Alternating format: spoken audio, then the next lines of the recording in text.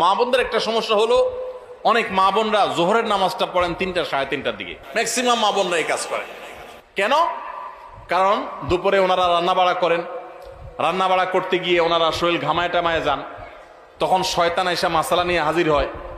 শয়তান ওনার মাথায় একটা মাসালা ঢুকায়। কি মাসালা ঢুকায়? বলে যে, দেখো বোন, তুমি এত কষ্ট করে এতক্ষণ রান্না বাড়া করলা, রান্নাঘরে গেছো, গরমে ঘামায়া স্যাঁতসেঁতা হয়ে গেছো, এই শরীর নিয়ে তুমি আল্লাহর সামনে কেমনে দাঁড়াইবা বলো? তো এবার বোন শয়তানরে জিগায় মনে মনে আর কি, তাহলে কি করতে হবে?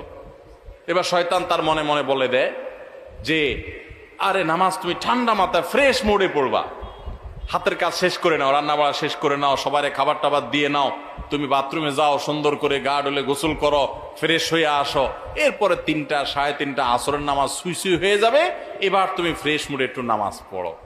কাজটা কি ভালো হইলো না খারাপ হইলো? দেখতে কিন্তু ভালো মনে হচ্ছে, তাই না?